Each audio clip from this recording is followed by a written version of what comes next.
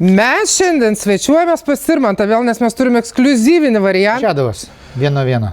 Kelintų metų? Jisai 26. Senelis jau 20 metų švenčia. Nesakai, kad senelis, aš vairuoju 2003 ir mano motociklas pats geriausias.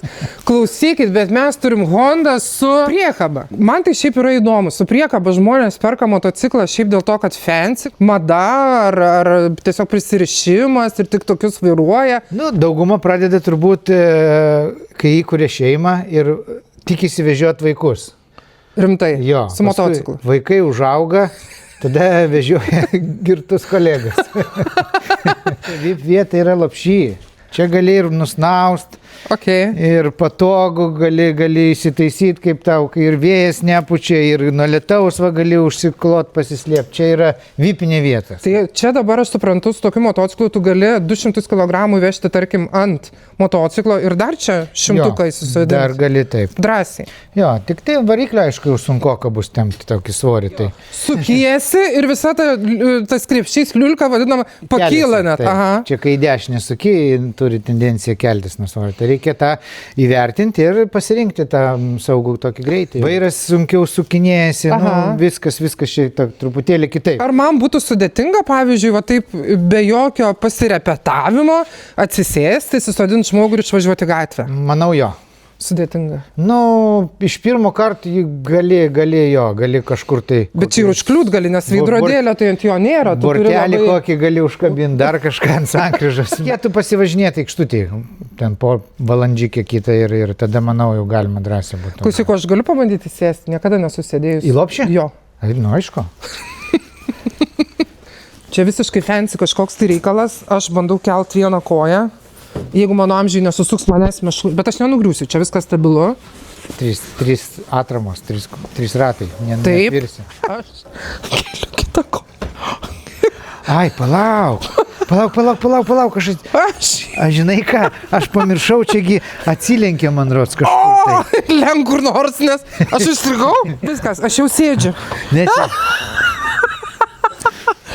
Palaukit, čia išsitėse kojos pilnai. Ir aš reiškia tada, kaip vaikas. Čia dar jis kaip nors gal ir prisisega, ne? Ne, čia prisisega, kai nėra. Aš šitaip užsimetę ir viskas. Kaip pasakyt, jausmas keistas, nes tu važiuoji žemai, ar ne? Čia aš įsivaizduoju, čia gautum, vis tiek šalmas reikalingas. Taip. Jo, nes tu čia gautum turbūt vabzdžių. Šiaip gan patogu. Mano ūgis yra 1,75 m. Tai žinokit, kojos mano išsitėsi pilnai ir dar lieka vieta. Negalvoju tikrai, kad bus taip patogu sėdėti. Atrodo turbūt gerai, ar ne? Juokingai. Pasijuokim. Jūs pasižiūrėkit, kiek aš turiu vietos kojom. Taip, dabar gali išlipti ir įlipti. Amžius savo daro. Sargiai.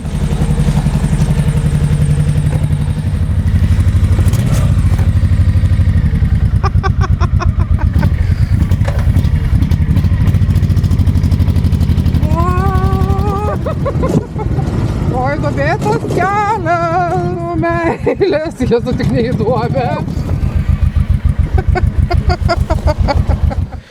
Prikolas nerealus iš tikrųjų, bet mes turim dar vieną emociją. Jo. Lauke. Yra sporto rūšis tam tikra, man atrodo, ar ne? Pasaulio čempionatas. Aš turiu atsistoti ant jo ir laikausi. Nu, rekomenduotina laikyti stipriai. 750 klasė, iki 750 kubikų. Bus atskiras čempionatas, kartu vyksta su keturračiais. Yra 3 klasės, mėgėjai, pradedantieji vadinami, tada veteranai ir jau aukščiausiai open klasė. Pernai važiavom už openus mes dar, šiemet jau važiuosim už veteranus. O, populiarus šiaip sportas, kuris tai Vilniuje vyksta? Ne, Vilniuje nėra. Vilnius neturi trasos. Grigiškėse gal tik tai treniruočių trasa, o kad varžybos vyktų, nėra ne vienos trasos. Aš įsivaizduoju, kiek man teko matyti, kad čia laikytis yra, man atrodo, daug sunkiau negu vairuoti. Jo, žymiai daugiau reikia fizinės ištvermės ir pagrindinė priekaba jaunuoliai stovi. O kaip tavo rezultatai, kaip tau sekasi? Lietuvoje 3 buvom, jau veteranas jau važiuosim. Labai įdomu, aš noriu pabandyti ant jo atsisėsti. Labai įdomu, žinokit, įspūdis. O tu čia važiuoji ir dar turi žiūrėti, kad jis nenuvirstų? Ne, nežiūri, nes nėra kada žiūrėti. Iš tikrųjų, jis pats savo, jis tik tai gal kai važiuoji tiesiai, Taip. jisai kai stovi gale, nu ir kai stabdai, tada jis užgrūna ant tavęs. Va, taip. Tai va turi save laikyti ir jį dar. O Okei. į kitą pusę tai jisai išeina jau iš lopšio ir... O, tu neversk, aš bijau. Nebijok, nenuvirsi. Žinokit, ekstremalams. Na ką, šiandien tikrai buvo smagu. Ne tik pasivažinėjau motociklų su vežimėliu, bet ir turėjau progą pabendrauti su tikru moto žinovu. Tuomet supranti, motociklai yra ne tik technika, bet ir žmonės. Ačiū ir man už laiką, žinias ir gerą nuotaiką. Jeigu kam nors reikės jo pagalbos ar vertinti ar sutvarkyti motociklą, pasidalinsiu jo kontaktais. O aš tuo tarpu traukiu toliau pavasariniais keliais. Važiuokit saugiai ir saugokit vieni kitus.